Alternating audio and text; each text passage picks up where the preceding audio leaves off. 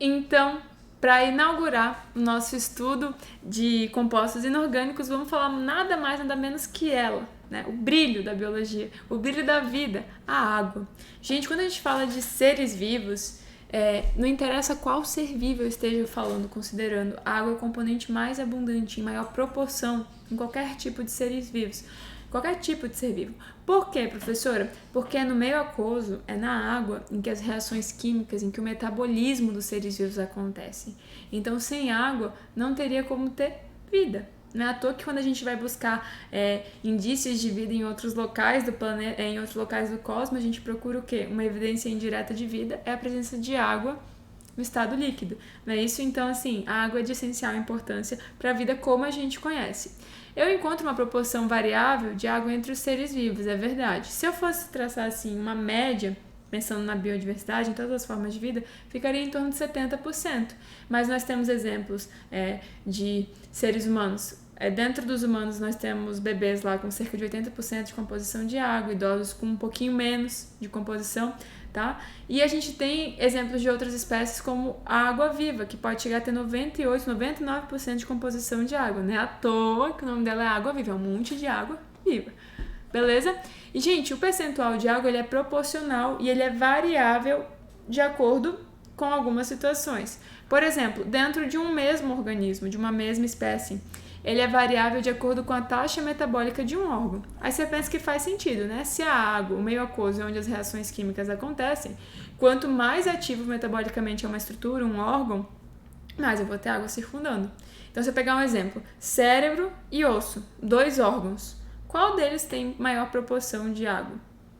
Isso mesmo, cérebro, né? Por quê? Porque é um órgão muito mais metabolicamente ativo, tem muito mais reações químicas, é muito mais ativo. Então, ele consome mais água por conta dessas reações que acontecem ali. Então, quanto maior for a taxa metabólica de um órgão, uma estrutura, maior o percentual de água. A gente diz que é uma relação direta, um aumenta, o outro aumenta também.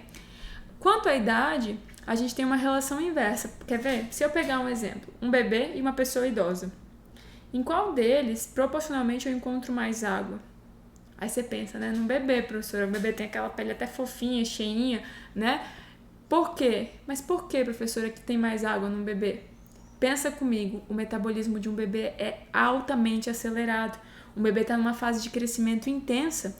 Muitos bebês nascem lá em torno de 3 quilos, né? Na hora do parto, ali no nascimento, e terminam o primeiro ano com 8, 9 quilos, ou seja, eles triplicam o peso deles em um ano. Você imagina o quanto que eles precisam construir, o quanto o metabolismo tem que estar acelerado nesse período. Então, o metabolismo acelerado vai demandar o quê? Água, certo? Então, a gente vai ter uma relação inversa. Muito cuidado aqui, ó.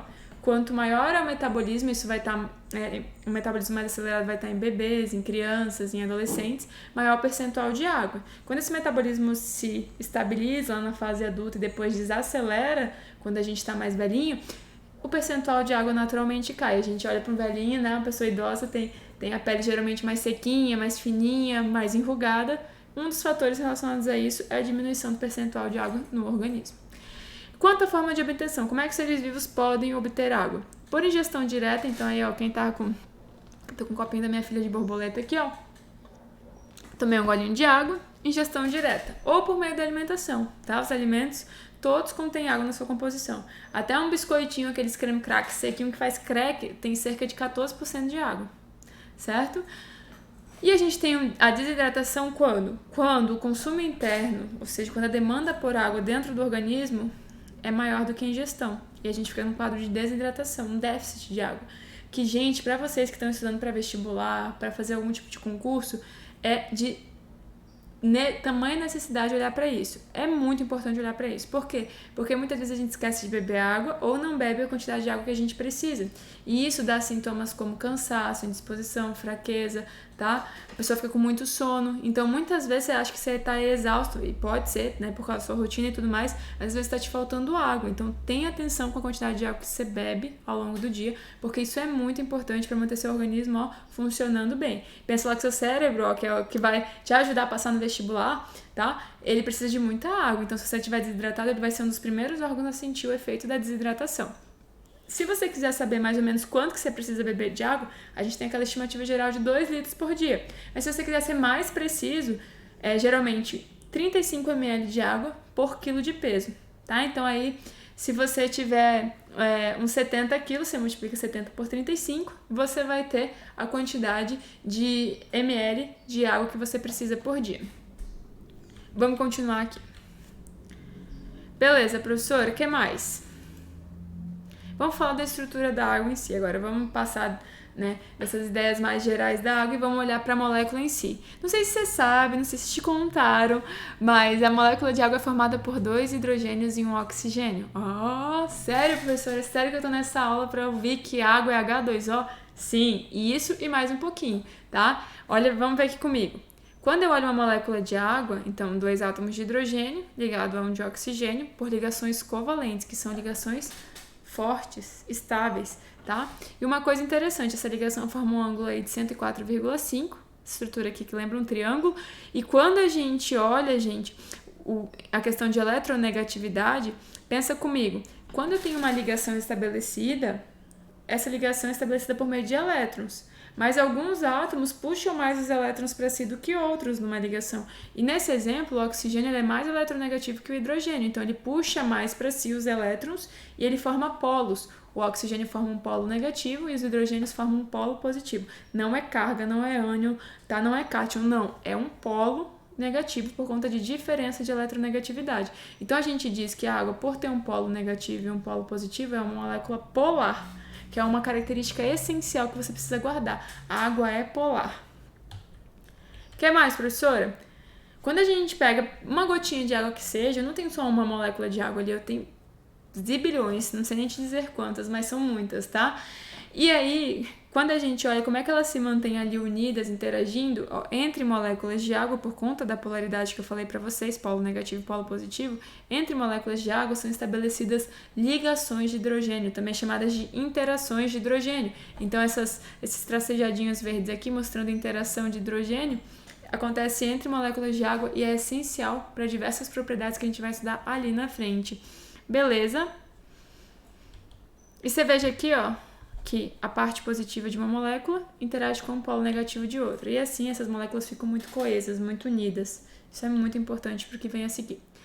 E, gente, pensando no estado físico da água, qual é o estado de organização das moléculas que os seres vivos mais gostam de usar no seu metabolismo, né, para se manter vivo? O estado sólido das moléculas de água estão muito organizadas, é difícil, a gente precisa de um pouquinho de instabilidade para a vida, né? Então, a forma que a gente mais usa enquanto ser vivo é o estado líquido, que a gente tem o estado intermediário de organização das moléculas, mas a gente também usa um pouquinho de estado gasoso. A gente pensa na estado gasoso, lembra lá na evapotranspiração das plantas, então elas liberam água na forma gasosa. A gente também libera um pouquinho de vapor d'água no suor, não é só estado líquido, a gente também sai um pouquinho, tanto que a pele fica, né, mais aquecida. Quando a gente respira, ó, quem usa óculos e usa máscara durante a pandemia, ó, inspira o óculos, embaça. Por quê? Porque na expiração a gente elimina vapor d'água também. Então, a principal forma que a gente usa é líquida, mas também dá para usar um pouquinho de gasosa.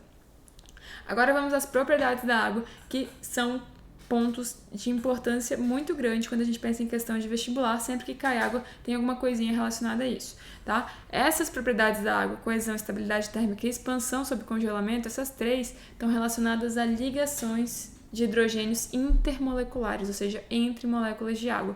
A primeira que a gente vai estudar é a coesão, e a gente vai estudar 2 fenômenos relacionados a essa coesão. Depois a gente vai falar de estabilidade térmica, depois expansão sob congelamento. Vamos lá. Quando eu falo de coesão, 2 fenômenos, 2 outras propriedades advêm daí, que é a propriedade da capilaridade, que é a tendência da água a se aderir às superfícies e andar um pouquinho sobre elas, tá? Que é muito importante, por exemplo, para a condução de água em plantas. Você pensa lá, a plantinha que faz fotossíntese, ela precisa de água na folha, que é o local onde a fotossíntese acontece. Mas de onde essa água vem? Do solo.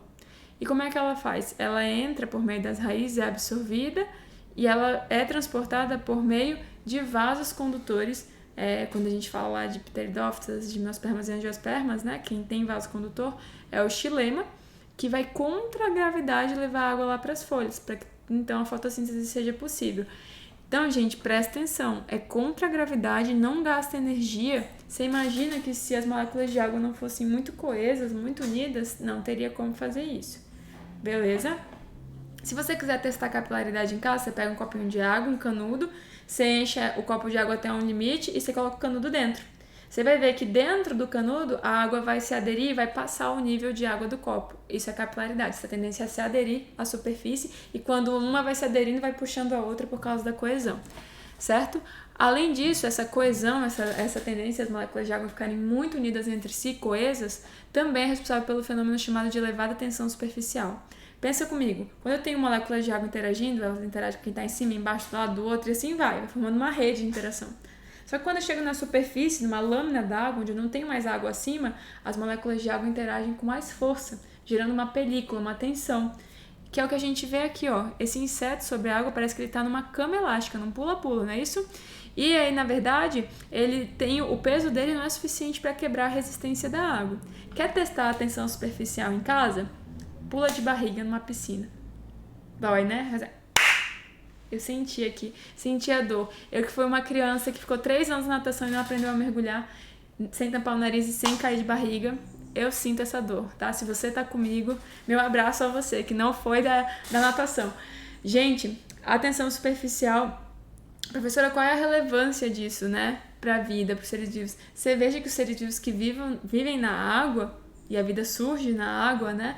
Eles precisam ter adaptações altamente específicas para lidar com essa coesão, com essa tensão que a gente encontra na água. Você veja que, inclusive, os formatos dos seres vivos, peixes, o formato de um barco que anda na água, ele tem que ser sempre como? Pontudinho, para quebrar essa resistência, certo?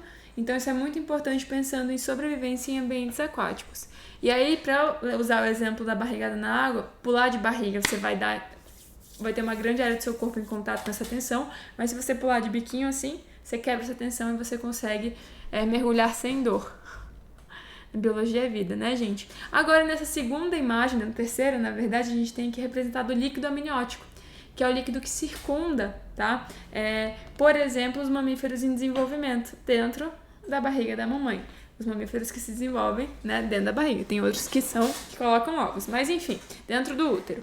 Gente, quando a gente olha esse exemplo do líquido amniótico, ele é um líquido que tem diversas funções e predominantemente é água, tá? Ele serve para absorção de impacto, ele serve para regular a temperatura e quando a gente fala de regulação de temperatura, a gente tem que lembrar da segunda propriedade muito importante da água, que se chama alto calor específico. O que é alto calor específico? Significa que a água, para mudar a sua temperatura, ela precisa ganhar muito calor ou perder muito calor, ou seja, a água tem estabilidade térmica, ela resiste muito bem a mudanças de temperatura. Então, quando eu digo que a água tem alto calor específico, estou dizendo que eu preciso fornecer muita energia para aumentar em 1 grau Celsius a sua temperatura. Quer ver um exemplo? Se você for na praia de manhã cedo, umas 7, 8 da manhã, começou a vir o sol, a areia esquenta rápido, né? E a água está bem gelada. Se você vai no final do dia, a areia está fria e a água está começando a esquentar um pouquinho. Como é que é isso? A areia absorve calor muito rápido, então esquenta muito rápido de manhã e perde calor muito rápido quando o sol vai embora. Já a água, ela precisa de muito calor para que ela mude um pouquinho a temperatura dela. E ela precisa passar a madrugada inteira depois que ela aquece um pouquinho, perdendo calor para que ela resfrie novamente. Isso é estabilidade térmica. Por que isso é importante para os seres vivos? Pensa comigo, querido estudante. Pensa que você mora num lugar quente como eu moro em Boa Vista.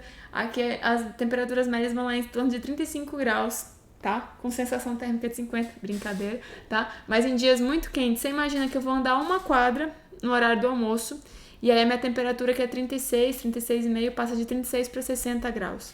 Porque eu absorvi muito calor, muito rápido. O que ia acontecer com o sistema biológico? Ia dar pane, ia pifar, ia cozinhar o meu organismo. Então, por que isso não acontece? Porque a gente tem vários mecanismos de regulação de temperatura, mas uma das bases para isso não acontecer é que a gente é um montão de água. O componente principal do nosso organismo é a água. Isso confere estabilidade térmica ao nosso organismo. Esse aqui, essa propriedade que a gente está vendo aqui de vida sob o gelo, a propriedade não é essa, né? Isso é o que advém da propriedade, é graças ao que a gente chama de expansão sob congelamento. Você imagina a vida aquática em ambientes frios, tá? O que acontece? Quando começa a resfriar bastante, começa a congelar tudo, a água não congela inteira. Fica só aquela camada superficial da água congelada, forma tipo uma lâmina, né, que a gente vê em filme, as pessoas andando e quebra, a pessoa cai na água e a água tá líquida embaixo. Por quê? Porque quando a água começa a congelar na superfície, tá? Quando ela começa a congelar, ela sofre uma expansão, a densidade dela diminui e ela flutua. E ela fica lá, formando um isolamento térmico em relação ao que está embaixo. Então não congela tudo embaixo. Você quer entender um pouquinho de expansão sobre congelamento? Na prática, então você faz o seguinte, você pega um recipiente de vidro, coloca água e coloca no congelador. E esquece. Logo em seguida, né, passou um tempinho, você vai ouvir um pô dentro do seu congelador, porque vai ter estourado aquele copo de vidro. Quando a água passa do estado líquido para o sólido, quando ela solidifica, tá, ela sofre um processo de expansão, que se chama comportamento anômalo da água, e essa expansão vai romper o vidro, que não tem flexibilidade para lidar com essa expansão. Beleza? Então, essa propriedade ela é extremamente importante para a formação de geleiras e para a vida sobre a água, senão estaria tudo congelado. E a última propriedade da água que a gente vai falar se chama polaridade da água. Essa não tem a ver com ligações de hidrogênio, ela tem a ver com as ligações covalentes dentro de uma mesma molécula de água, com aquilo que a gente falou dos polos negativos e polos positivos da água. O oxigênio, por ser mais eletronegativo, puxa os elétrons mais para si, tá? E forma esses dois polos, forma uma molécula polar. Então, gente, olha comigo, a água, por ser polar, um polo negativo e um polo positivo, ela se dá bem com quem é positivo e com quem é negativo. Ela só muda o lado que ela vai interagir. Quer ver um exemplo? Se eu pegar aqui um grãozinho de sal, tá? Um cristal de cloreto de sódio, NaCl, um grãozinho, uma pitadinha de sal na cozinha, e colocar na água. O que vai acontecer com esse sal? Ele vai dissolver, sumir. Por que ele some? Porque a água, ela interage pela parte negativa com sódio, que é um cátion, né? Positivo. E com cloreto, com cloro, ela vai interagir pela parte positiva, ou seja, você está vendo que se for positiva, a água tem interação. Se for negativa, a água interage pela sua outra parte, ou seja, a água é um solvente muito versátil, justamente por ser polar. E ela dissolve quase tudo que a gente tem nos seres vivos. Por muito tempo, a gente vê a nomenclatura de água um solvente universal, ou seja, ela é capaz de dissolver todas as substâncias de um ser vivo. E na prática isso não é verdade, a gente sabe lá que tem o grupo dos óleos, das gorduras, né, que é o grupo dos lipídios, que não se dissolvem em água, que inclusive é o que a gente usa para formar membranas nos seres vivos. Então, assim, eu não curto essa ideia de solvente universal. Eu gosto de dizer que ela é versátil como solvente e que, por exemplo, ela é capaz de dissolver lipídios. Tá? Se aparecer numa questão, a gente tem como entrar com recurso. Se for a única resposta certa, dá para considerar, tá? Mas é uma questão que tem que tomar cuidado. Solvente universal, se a gente for ser bem criterioso, tá? Não é uma nomenclatura, não é uma definição correta para água. Vamos falar de solvente versátil.